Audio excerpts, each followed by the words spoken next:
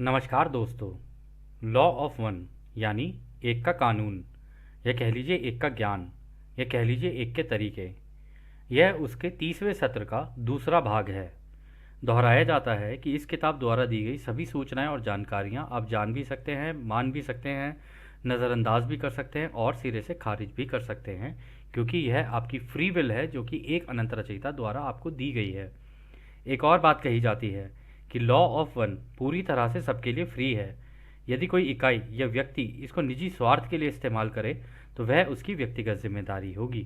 और साथ ही साथ यह भी कहा जाता है कि यदि कोई व्यक्ति इस एक के कानून को अपनी भाषा में परिवर्तित करके दूसरों से साझा करना चाहे या फिर इसको अपने चैनल पर चलाना चाहे तो वह भी ऐसा कर सकता है, क्योंकि वह भी उसकी फ्री विल है। तो पहला सवाल डॉन करते हैं। आप कह सकते हैं कि ये दो प्रकार की इकाइयाँ एक दूसरे के परस्पर विरोधी इनकम्पैटिबल प्रतीत होते हैं। मुझे नहीं पता, क्या आप मुझे इसके पीछे का कारण बता सकते हैं कि क्यों ये दोनों तरह से इकाइयाँ एक ही स्थान समय में रहती हैं?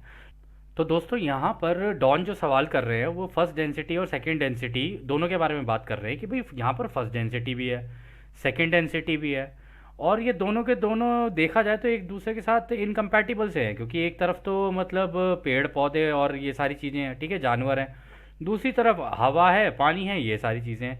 तो डॉन को ऐसा लग रहा था कि इनके बीच में तो कोई कंपैटिबिलिटी है नहीं, कोई मेल जोल तो है ही नहीं, ये तो दोनों दिखने में बिल्कुल अलग है ना? तो वो कह रहे हैं कि आप मुझे ये बता सकते हैं कि ये दोनों एक ही स्थान समय में, यानी जैसे इस ग्रह पे है, एक ही जगह पे दोनों चीज़ें एक साथ कैसे रह सकती हैं?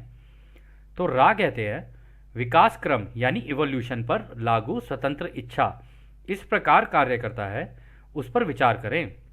ऐसे रास्ते हैं जिनका अनुसरण मन, शरीर, परिसर जीवित रहने और प्रजनन करने और अपने फैशन में तलाश करने के प्रयास में करता है, जिसे अनजाने में विकास की संभावना के रूप में महसूस किया जाता है।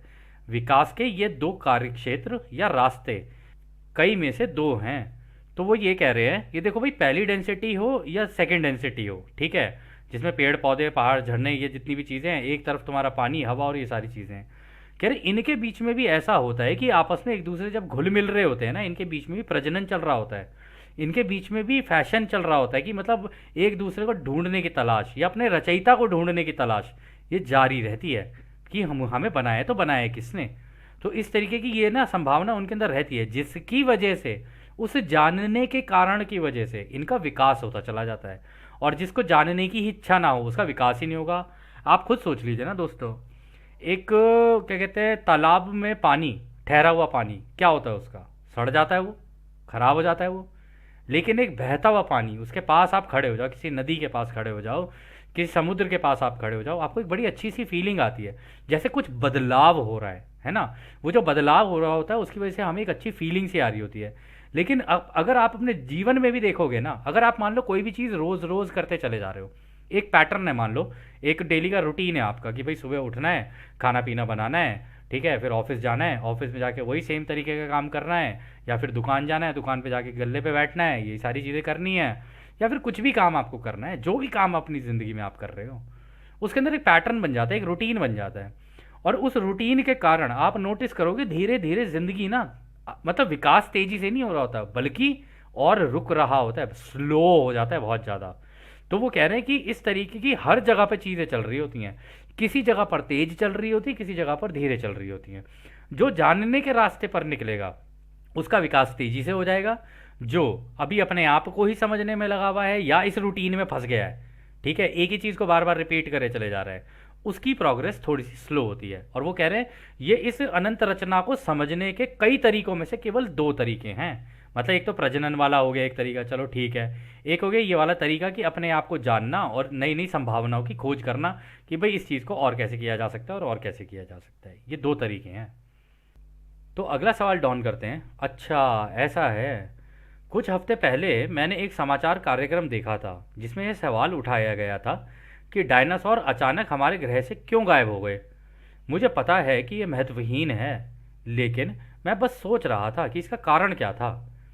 तो रा कहते हैं ये इकाइयाँ अपने शरीर परिसर को नहीं खिला सकती थीं, यानी कि खाने की कमी के कारण वे गायब हो गए थे। तो वो कह रहे हैं कि भाई उस ज़माने में हुआ क्या था, इनके पास खाना वाना बचा ही नहीं था कुछ, और भूख के मारे ये मर गए। फिर ऐसे ही हुआ इनके साथ। और हमें ये बताया गया वो आसमान से जी वो गिर गए, और क्या कहते हैं एस्ट्रॉइड गिर गए, ये गिर गए और ख़त्म हो गए। राह कुछ बता रहे हैं, कहानियाँ कुछ चल रही हैं। अब या तो कहानियाँ मान लें या राह को मान लें। ये भी खैर दोस्तों हम आपके ऊपर ही छोड़ते हैं, फ्री विल आप ही की है। खैर अगला सवाल डॉन करते हैं। अब दूसरी घनत्वता में उभय लिंग यानी बाइसेक्सुअल प्रजनन की अवधारणा सबसे पहले उत्पन्न होती है। क्या यह सही है? तो दोस्तों ये जो मर्दों का मर्दों से संबंध, औरतों का औरतों से संबंध, इनको बाइसेक्सुअल रिलेशनशिप्स बोलते हैं। तो इसमें वो कह रहे हैं कि ये ना हमने जानवरों में और इवन पेड़ पौधों में भी होती है बाय द वे, अगर आप लोगों ने थोड़ा इसके बारे में पढ़ा हो या जाना हो। तो कहते हैं कि मेरे को ऐसा लगता है कि दूसरी घनत्वता में ये सबसे पहले होती है शुरुआत।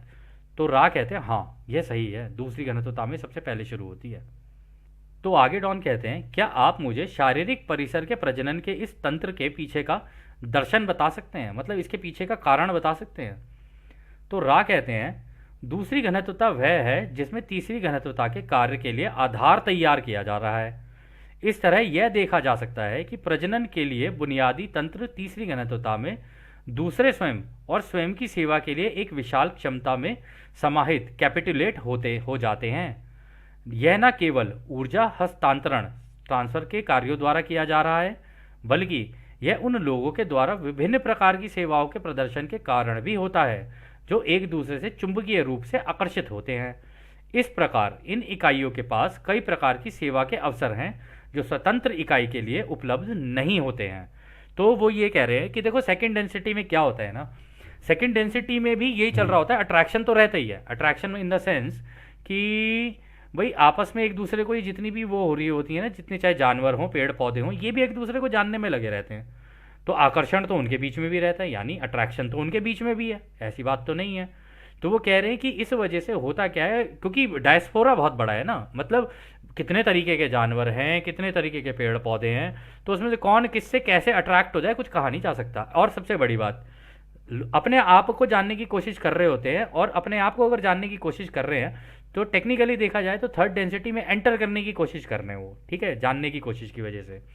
तो होता क्या है, वो कह रहे हैं कि इस वजह से विभिन्न प्रकार की सेवाओं का एक ओपन उनके लिए एक वो है प्लेटफॉर्म। वहाँ पे अब ये भी हो सकता है एक मेल फीमेल को अपनी सेवाएं दे रही हो, मेल फीमेल को अपनी सेवाएं दे रहा हो। ये भी हो सकता है कि मेल मेल को सेवाएं दे दे और फीमेल फीमेल को सेवाएं दे दे। अट्रैक्शन तो कहीं पर भी बिल्ड हो सकता है ना, अट्रैक्शन का कोई ये तो है नहीं कि हाँ भाई दो एक मेल और फीमेल है उन्हीं के बीच में होगा, है ना, ये तो नहीं है। ये तो इवन इंसानों के अंदर भी देखा जाता है, ठीक है ना। तो यहाँ तो जानवरों की बात हो रही है कि भाई वहाँ से शुरू हुआ है, जानवरों के अंदर से और पेड़ पौधों के अंदर से, ये इसकी वजह से। और दूसरी बात उन्होंने कहा है कि ये जो होती है ना सेकेंड डेंसिटी, इनके पास ज़्यादा स्वतंत्रता नहीं है, इनका जो ऑरा है वो लिमिटेड है। अब मतलब जैसे जानवर है उनका, मतलब कुत्ते हैं उनका एक ही गुट है, उसी के अंदर ही हैं वो। अब इतना ज़्यादा उनके पास तो ओपन प्लेटफॉर्म है नहीं। यहाँ पर तो आज की डेट में डेटिंग वेबसाइट और ये और वो भराना ढिमाका, इधर से क्या कहते हैं फेसबुक से कोई किसी को कुछ कर रहा है, कोई कहीं कर रहा है, कोई कहीं कर रहा है, इंस्टा पे लोग लगे पड़े अपनी रील बनाने के लिए, और पता नहीं है ज़िंदगी की रील बन गई अच्छे से। तो खैर एनीवेज हम कोई नहीं होते किसी और की लाइफ के बारे में बोलने वाले, लेकिन फिर भी तो यहाँ पर इतने अवसर हैं, वहाँ पर उतने अवसर नहीं है, लिमिटेड अवसर हैं उनके पास। डायस्पोरा बड़ा है, मतलब अगर देखा जाए तो अलग अलग प्रजातियाँ हैं, लेकिन अवसर लिमिटेड है क्योंकि उनके बहुत छोटे छोटे गुट बना रखे हैं उन लोगों ने। तो आगे डॉन कहते हैं क्या इसका बुनियादी कारण, वास्तविक कारण तब एक रचयिता के अनुभव के अवसर को बढ़ाना था? क्या यह सही है? तो रा कहते हैं यह ना केवल सही है बल्कि सभी घनत्वताओं में होने वाली कुंजी है, चाबी है उसकी। देखो दोस्तों कितना इंपॉर्टेंट बोला उन्होंने। कहा कि भाई जो चल रहा है ना, वो सबसे इंपॉर्टेंट चीज़ ये जान के रखना कि तुम जो कर रहे हो, ये जानवर जो कर रहे हैं, जो पेड़ पौधे कर रहे हैं, जो हवा कर रही है, जो पानी कर रहा है, जो तुम लोग कर रहे हो, सब कुछ कर रहे हो ना, ये इसकी जो कुंजी है ना वो ये है कि ये सारे अनुभव रचयिता ले रहे हैं। तो ये जो कुंजी है इससे डिसाइड तुम कर सकते हो कि भाई हाँ तुम रचयिता को क्या वो देना चाहते हो अनुभव। तुम अच्छा भी दे सकते हो, तुम बुरा भी दे सकते हो, ये वो चाबी है। अगर तुम इस चाबी को समझ जाओ कि भाई मुझे रचयिता को ये देना है, और मैं रचयिता को उस तरीके से दे सकता हूँ जिस तरीके से मेरे शब्द, सोच और कर्म होंगे। जैसे तुम करते चले जाओगे वैसे अनुभव रचयिता को मिलते चले जाएंगे, और जैसे जैसे तुम आगे बढ़ते जाओगे रचयिता को भी खुशी होगी, अरे वाह इन्होंने मुझे अनुभव भी बहुत अच्छे दिए और अब ये डिजर्व भी करते हैं भाई नए घर में आने के लिए। वरना अगर देखा जाए तो कौन से माँ बाप ऐसे चाहेंगे कि नालायक बच्चे हों और क्या कहते हैं, वो कह रहे हैं कि नहीं नहीं हमें तो जी ये नए वाला घर चाहिए, पापा मेरे को फरारी दिला दो, मसराटी दिला दो, और मतलब कर्म तुम्हारे ऐसे हैं कि तुम्हें मोटरसाइकिल भी ना दी जाए तो अच्छा है। मोटरसाइकिल तो बहुत बड़ी की बात है, तुम्हें साइकिल भी ना दी जाए तो अच्छी बात है। तो वही है ना। तो रचयिता को भी देखो दोस्तों, रचयिता को ना कभी भी अपने से अलग सोच के नहीं चलना चाहिए। जो आप कर रहे हो ना वो सारे अनुभव रचयिता आपके अंदर से ले रहे हैं।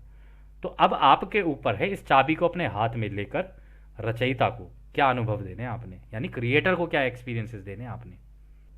तो खैर अगला सवाल डॉन करते हैं। क्या उभयलिंगी यानी बाइसेक्सुअल प्रजनन की प्रक्रिया या इसका दर्शन दूसरी घनत्वता वाली इकाइयों के आध्यात्मिक विकास में एक भूमिका निभाता है? तो कह रहे हैं क्या ये जो बाइसेक्सुअल एक्टिविटीज़ होती हैं इसका कुछ रोल है कि सेकंड डेंसिटी के जो बीइंग्स हैं, ये जो जानवर पेड़ पौधे हैं, इनके आगे के विकास में कुछ फ़ायदा है इसका? तो रा कहते हैं ऐसा कुछ इकाइयों या प्रजातियों के कुछ हिस्से में अलग अलग उदाहरणों में होता है। अधिकांश भाग के लिए अब तक यह दूसरी घनत्वता के मामले में नहीं है। आध्यात्मिक क्षमता तीसरी घनत्वता की है।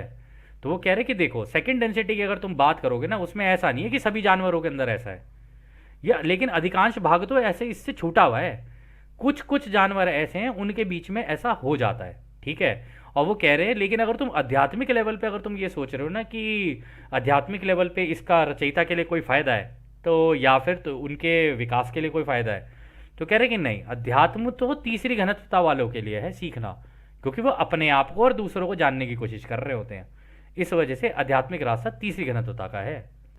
तो आगे डॉन कहते हैं मैं सोच रहा था कि क्या नर बिल्ली यानी एक मेल कैट गैंडोल्फ, जो कि इनकी एक कैट हुआ करती थी उसका नाम था गैंडोल्फ, उस तंत्र से या अन्य तंत्र द्वारा आध्यात्मिक क्षमता या समझ बढ़ाने में किसी तरह से लाभान्वित हुआ है। तो वो कह रहे कि हमारे पास भी एक मेल बिल्ली है, ठीक है ना, एक मेल कैट है, गैंडोल्फ नाम है उसका। क्या इस तंत्र से मतलब हो सकता है कि उसका बाहर जाता हो तो उसका किसी मेल उससे लगाव हो या किसी फीमेल बिल्ली से लगाव हो, तो इस तरीके से क्या उसका कोई आध्यात्मिक वो मतलब कुछ फ़ायदा हुआ है उसको आगे निकलने में, समझने में? तो रा कहते हैं हमने इस जानकारी की जांच की है और हम इसे हानिकारक पाते हैं। दूसरी घनत्वता की इकाई जिसका नाम गैंडोल्फ है, पहले पिछले व्यक्तिकरण यानी इंडिविजुअलाइजेशन के कारण इसकी प्रजाति एक दुर्लभ नमूना है। दूसरा, इस विशेष जीवन अनुभव में बड़ी मात्रा में निवेश के कारण है। यह इस संस्था की प्रगति में सबसे बड़ा उत्प्रेरक है। तो वो कह रहे कि ये देखो, हालांकि ये जो इन्फॉर्मेशन है ना, ये थोड़ी सी ये है कि पर्सनल लेवल की हो जाती है, तो इसको एक तरीके से तुम फिर गैंडोल्फ को पता नहीं कैसे देखने लग जाओगे, अपनी बिल्ली को पता नहीं किस नज़रिए से देखने लग जाओ तुम। तो उन्होंने फिर बात को बोला सेकंड डेंसिटी पे डाला। उन्होंने कहा सेकंड डेंसिटी का जो गैंडोल्फ जो तुम्हारा ये बिल्ली बिलौटा है, कहता है कि इसके केस में मतलब बिल्लियों के केस में ये बड़ा दुर्लभ नमूना है, कम ही देखा गया है, इतना हुआ नहीं है।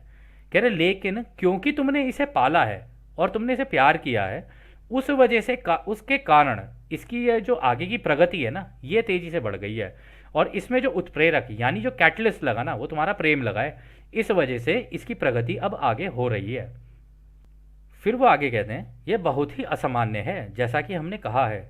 हालांकि उभयलिंगी यानी बाइसेक्सुअल प्रजनन के अनुभव जो गैंडोल्फ इकाई की प्रकृति के थे, किसी अन्य इकाई के साथ एक असामान्य संबंध के कारण कुछ हद तक आध्यात्मिक लाभ के थे। आप उसे भी एक बिल्ली कहते हैं। यह इकाई पिछले जीवन के अनुभवों या निवेश के कारण असामान्य रूप से तीसरी घनत्वता में जाने के लिए तैयार है। इस प्रकार यह देखा जा सकता है कि उसके रिश्ते में पहचानने योग्य प्रेम मौजूद था। तो वो कह रहे कि ये जो तुम्हारा बिलौटा है ना, ये जो तुम्हारी जो मेल कैट है, कहते हैं इसका ना बाहर किसी और बिल्ली से वो हो गया, भैया चलो इश्क लड़ाए, चलो इश्क लड़ाए, वो हो गया इसका। तो कह रहे थे उस वजह से हुआ क्या है कि इसको उस प्रेम का ना आभास हो गया है। तो एक इस तरफ से तुम्हारा प्रेम मिल रहा है, दूसरी तरफ से उसे उस बिल्ली का भी प्रेम मिल रहा है। तो उस प्रेम के कारण अब इसका लेवल ऐसा हो गया है कि हाँ, अब ये तीसरी घनत्वता में जाने लायक हो गया है और अब ये धीरे धीरे इन रिश्तों को समझने भी लगा है। और इन दोनों रिश्तों में उससे प्रेम के मौजूद होने के कारण अब वो उसका एक तरीके से एक आध्यात्मिक लेवल पे वो जा सकता है कि हाँ, उसे प्रेम का तो पता चला ना, अगर उसे प्रेम का पता चला है तो ये तीसरी घनत्वता में जाने के लायक है। अब वो कैसा भी प्रेम हो सकता है, खुद का भी हो सकता है, दूसरों के लिए भी हो सकता है। तो खैर आगे डॉन कहते हैं, धन्यवाद। क्या आप मुझे सूरज के चारों ओर हमारे प्रत्येक ग्रह के आध्यात्मिक सिद्धांतों के विकास तथा वहाँ के प्राणियों के विकास क्रम के संबंध में उनके कार्य का एक संक्षिप्त इतिहास बता सकते हैं? तो रा कहते हैं, हम आपको केवल उन ग्रहों का आध्यात्मिक विवरण देंगे जिन पर व्यक्तिगत इकाइयों का अनुभव किया जा चुका है या किया जा रहा है या किया जाएगा। आप अन्य क्षेत्रों के लोगोस का हिस्सा समझ सकते हैं। हम वीनस के नाम से जाने वाले ग्रह को लेते हैं। यह ग्रह क्षेत्र उनमें से एक था जहां तेजी से विकास क्रम हुआ था।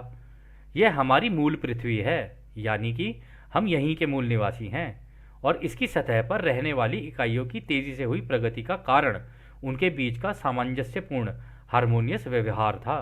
कह रहे कि हम तो वीनस के थे। हाँ, जैसे तुम्हारे लिए तुम्हारी पृथ्वी है, हमारे लिए हमारा वीनस हुआ करता था। हम तो वहाँ के मूल निवासी हैं। अब हम सूरज के अंदर हैं, लेकिन पहले हम वीनस में हुआ करते थे। और आगे बढ़ने का हमारा तेजी से का जो कारण था ना, वो ये था कि हम आपस में एक दूसरे से बड़े प्रेम प्यार से रहते थे। इस वजह से हर कोई एक दूसरे की मदद करने में लगा हुआ था। इस वजह से हम तेजी से आगे निकल गए सारे के सारे। फिर वो कहते हैं, जैसा कि आप पहले ही मार्स के रूप में जाने वाली इकाई की चर्चा कर चुके हैं, इस इकाई को मध्य तीसरी घनत्वता में रोक दिया गया था। इस प्रकार इसके सतह पर रहने लायक स्थिति की कमी के कारण यह ग्रह प्रगति को जारी रखने में असमर्थ रहा। यह ग्रह आपके कुछ स्थान समय शताब्दी यानी मिलेनिया के लिए उपचार के दौर से गुजर रहा होगा। तो वो कह रहे कि अब तुम मार्स का केस ले लो। वीनस का हमने तुमने बता दिया, अब तुम मार्स का केस ले लो।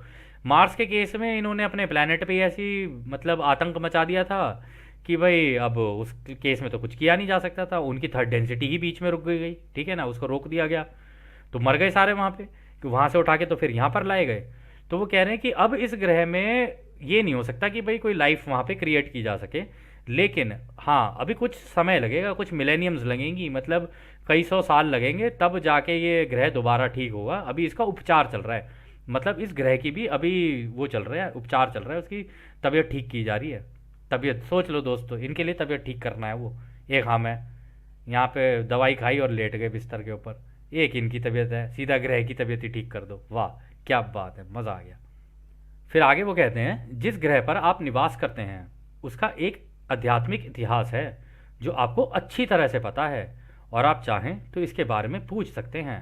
हालांकि हमने इस विषय पर काफ़ी हद तक बात की है। शनि के रूप में जाने वाला ग्रह अनंत बुद्धिमानिता के लिए एक महान समानता एफिनिटी रखता है, और इस प्रकार यह समय स्थान के अपने चुंबकीय क्षेत्र में उन लोगों द्वारा बसा हुआ है जो आपके सिस्टम की रक्षा करना चाहते हैं। तो दोस्तों, शनि ग्रह के मामले में इसका मतलब राय ये कह रहे हैं कि शनि ग्रह जो है हमारे पूरे सौर मंडल के अंदर सबसे ज़्यादा एडवांस्ड अगर कोई प्लैनेट है तो वो सैटर्न है, यानी शनि ग्रह। तो वो कह रहे हैं अपने वहाँ के समय स्थान में रहते हैं, यानी वो अदृश्य, वहाँ के जितने भी लोग हैं वो अदृश्य होकर रहते हैं। उनके पास वो कैपेबिलिटी है कि वो अदृश्य होकर रह सकते हैं, और उनके पास वो सारी पावर्स हैं, सारी चीज़ें हैं जो कि अनंत बुद्धिमानिता के द्वारा उनको मिली है। यानी ये जो हमारे लोगोज हैं ना, या कह लो हमारे एक रचयिता जो है, क्योंकि ये भी तो हमारे एक रचयिता का हिस्सा ही है ना, तो जो ज्ञान उनके पास है वही ज्ञान इनके पास भी है। तो कह रहे उनका और इनका डायरेक्ट कोऑर्डिनेशन है दोनों का आपस में साथ में। कह रहे इस वजह से वो भी बहुत एडवांस्ड हैं, और वो इस पूरे सोलर सिस्टम का ध्यान रखते हैं कि भाई इस सोलर सिस्टम के अंदर कुछ होगा तो उसकी जिम्मेदारी हमारी है, हम रक्षक हैं इसके। और आपको याद होगा मेल्डेक वाला केस, याद होगा। ऐसी मेल्डेक के अगर आप आगे जाके और देखोगे ना, एक ग्रह और फूटा पड़ा है, हमें नाम नहीं पता उस ग्रह का। वो उस ग्रह के पर भी कुछ ऐसा ही हुआ था, वो ग्रह की भी पूरा तहस नहस हो गया था वो ग्रह। इनका युद्ध हुआ था आपस में, और जो हुआ फिर तो आपको पता ही है, ये इंटरप्लैनेटरी वॉर्स होती हैं दोस्तों, अंदाज़ा नहीं लगाया जा सकता इनके बारे में कुछ भी। खैर वो आगे कहते हैं, यूरेनस के रूप में आपको ज्ञात ग्रहीय इकाई धीरे धीरे पहले घनत्वता के माध्यम से आगे बढ़ रही है, और इसमें सभी घनत्वताओं के माध्यम से जाने की क्षमता है। ओ अच्छा, तो वो कह रहे हैं कि यूरेनस जो तुम्हारा प्लैनेट है ना, यूरेनस तो खैर काफ़ी आगे है, कह रहे वहाँ पे अभी फर्स्ट डेंसिटी है, ठीक है, फर्स्ट डेंसिटी चलनी शुरू हो गई है अच्छे से, उसका अंदर का एनवायरनमेंट अभी बहुत बढ़िया बन गया है। लेकिन अभी भी वहाँ पर ऐसा है कि अगर इस प्लैनेट से कुछ होता है, किसी को यहाँ से निकाल के या इस पूरे सौर मंडल से किसी को निकाल के अगर यूरेनस पे रख दिया जाए ना तो वहाँ पे सभी घनत्वताएं अवेलेबल हैं, चाहे तो वहाँ पर कोई किसी भी घनत्वता की शुरुआत की जा सकती है, चौथी हो, तीसरी हो, दूसरी हो या पांचवी हो, कुछ भी घनत्वता वहाँ पे शुरुआत की जा सकती है। वो प्लैनेट इस अपने आप को इस लेवल पे लाके बना चुका है। तो खैर अगला सवाल डॉन करते हैं। धन्यवाद। मैं सोच रहा था कि क्या किसी अन्य ग्रह में आध्यात्मिक विकास हुआ है। आपने कल कहा था कि इस प्रमुख गैलेक्टिक प्रणाली का अधिकांश भाग लोगोस के एक भाग के रूप में आध्यात्मिक रूप से निवास करता है। इससे आपका क्या मतलब है कि इस प्रमुख गैलेक्टिक प्रणाली के केंद्र के निकट जो तारे हैं वहां ग्रहीय प्रणालियां नहीं हैं, क्या यह सही है? तो दोस्तों वो ये कह रहे हैं, डॉन कह रहे कि आपने हमें बताया था पहले कि ये जो हमारा गैलेक्टिक सेंटर है इसके आसपास जो है ना यहाँ पर ग्रह नहीं है। यहाँ पे जितने भी, और दोस्तों देखो गौर से भी देखोगे ना यहाँ पे ग्रह कम दिख रहे हैं, यहाँ पे लाइट ही लाइट के बनी हुई ये सारी ज़्यादा दिख रहे हैं। तो डॉन यही पूछ रहा है कि आपने कहा था कि भाई यहाँ पे ग्रह नहीं है ज़्यादा, ग्रह जितने भी लगाए गए हैं वो तो बाहर लगाए गए हैं, यहाँ पे तो ज़्यादातर सूरज रोशनी वोशनी ये इसी तरीके के कुछ होंगे जो भी बने हुए होंगे। तो रा कहते हैं यह गलत है। लोगोस ने स्वयं को आपके गैलेक्टिक प्रणाली में हर जगह वितरित डिस्ट्रीब्यूट कर दिया है, हालांकि आपके कुछ और केंद्रीय सूर्य प्रणालियों का समय स्थान निरंतरता बहुत आगे है। तो दोस्तों वो पता है क्या कह रहे हैं, वो कह रहे हैं कि नहीं नहीं देखो ऐसा नहीं है कि वहाँ पर ग्रह नहीं है, वहाँ पर ग्रह हैं, लेकिन हमसे तो खैर बहुत ही एडवांस्ड हैं। लेकिन वो कह रहे हैं कि लेकिन कई सूरज इस पूरे की पूरी गैलेक्सी के अंदर कई सूरज ऐसे हैं जो कि हमसे बहुत ज़्यादा एडवांस्ड हैं, मतलब हमारे सूरज से भी बहुत ज़्यादा एडवांस्ड है, मतलब रा से भी बहुत ज़्यादा एडवांस्ड है। वो कह रहे हैं कि वो जो होते हैं ना उनके जो ग्रह होंगे वो ग्रह भी बहुत ज़्यादा एडवांस्ड होंगे आध्यात्मिक लेवल पे, क्योंकि वो अपने सूरज को उससे सीख कर समझ कर और इस गैलेक्टिक सेंटर से सीख कर समझ कर आध्यात्मिक विकास के रूप में बहुत ज़्यादा आगे जा चुके हैं। और जैसे जैसे जो जो आगे जाता जाएगा ना वो इस गैलेक्टिक सेंटर के पास चलाता जाएगा, क्योंकि उसका पूरा का पूरा सीखना आध्यात्मिक रूप से काफ़ी ज़्यादा हो गया है, बढ़ गया है और वो काफ़ी एडवांस हो गए हैं। तो धीरे धीरे यहाँ गैलेक्टिक सेंटर के पास ज़्यादा इकट्ठा होने शुरू हो जाते हैं। तो सूरज होगा उसके पूरे सौर मंडल वो सारे के सारे यहाँ से जाके गैलेक्टिक सेंटर के पास लगेंगे।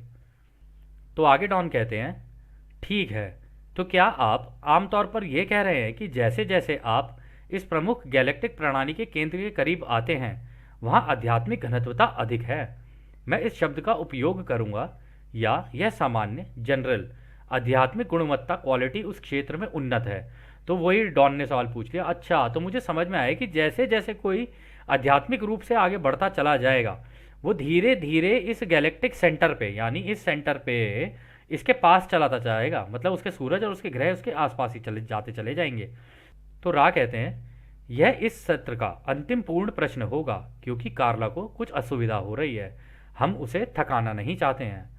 वो जिनका आध्यात्मिक घनत्व या द्रव्यमान आपकी आकाश गंगा के केंद्र की ओर है वह ज्ञात है, हालांकि यह अलग अलग काल अतीत अवस्थाओं के कारण होता है जिसके दौरान ग्रहों के गोले आपस में कोएलेस करते हैं। ओह, स्थान समय की प्रक्रिया की शुरुआत पहले हो रही है, जैसे कि हम कहते हैं, जैसे कि जैसे जैसे आप गैलेक्टिक स्पाइरल के केंद्र तक पहुंचते चले जाओगे।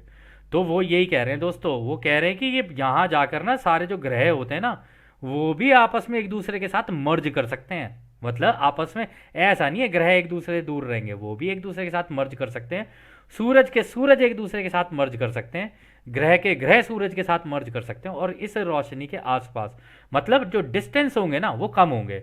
मतलब जैसे अभी हमारा मान लो, अगर इसको हम ऐसे मान के चले ये वाला सूरज है, हालांकि ये क्लस्टर है, ये प्लैनेट्स का क्लस्टर है, यहाँ पर भी एक सूरज और उसका क्लस्टर है, कोई गैलेक्सी है ये भी अपने आप में। तो वो कह रहे हैं कि मान लो अगर ये सूरज है और इसको एक एक हम प्लैनेट मान लें, तो कह रहे हैं कि उस केस में ये जो प्लैनेट है ना खिंच के इसके पास पास आ जाते हैं सूरज के, और ये सूरज इन प्लैनेट्स को लेके अपने साथ साथ, क्योंकि ये सारे के सारे अध्यात्म में बहुत आगे बढ़ गए, इनके बीच का प्रेम भी बहुत अच्छे से समझा है इन्होंने, ये करते करते करते करते धीरे धीरे यहाँ गैलेक्टिक सेंटर के पास आ जाते हैं। और ये सारे के सारे, आपको पता है दोस्तों ये चीज़ इस किताब में ही आगे है कि, या फिर कह लो कि हमारे अध्यात्म में भी अगर आपने कहीं पढ़ा हो, तो ये जो रचयिता है ना हमारे, ये सह रचयिता जो है हमारे, इनके आसपास ये जितने भी लगे हुए हैं ना, किसी की मजाल नहीं है कि इसके अंदर घुस जाए वो। इन सब ने ऐसे घेर के रखा होता है, चक्रव्यूह की रचना की होती है, और इस चक्रव्यूह को ना तो ओरायन ना कोई और ग्रह कोई भेद ही नहीं सकता इसको। कितने भी बड़ा सिस्टम उठा के, सोलर सिस्टम उठा के ले आओ तुम, पूरे के पूरे ग्रह के ग्रह उठा के लेके आ जाओ सारे, तुम यहाँ लेके आओगे ना, यहाँ पर अगर तुम आए और यहाँ युद्ध छिड़ गया तो ये पूरा का पूरा तोड़ ताड़ के बराबर कर देते हैं। इतने ज़्यादा पावरफुल होते हैं ये सारे के सारे, क्योंकि अध्यात्म का बहुत हार्डकोर ज्ञान होता है इनको। एक एक चीज़, रचयिता की सारी जितनी भी चीज़ें होती हैं ना, सबका ज्ञान होता है इनको। हालांकि इसके बारे में कहा नहीं जा सकता कि भाई वो पावर्स क्या होंगी, लेकिन जो भी होंगी, रचयिता तो रचयिता है ना यार, रचयिता तो कुछ भी कर सकते हैं। तो रचयिता की पावर अगर इनके पास है तो इनके आसपास वालों के पास भी उतनी ही पावर होगी। ये इनका भी ध्यान रखते हैं और ये इनका ध्यान रखते हैं, तो सारे बच्चे और पिता सारे आपस में एक जगह पे इकट्ठे हो गए। ठीक है ना। तो खैर दोस्तों, इस सत्र का अंत यहीं होता है, और जैसा कि राह हमेशा कहते हैं, अब हम आपको उस एक अनंत रचयिता के प्रेम, उसकी रोशनी, उसकी शक्ति और उसकी शांति में छोड़कर चलते हैं। आदने हमारे दोस्तों, आदने वसु। धन्यवाद।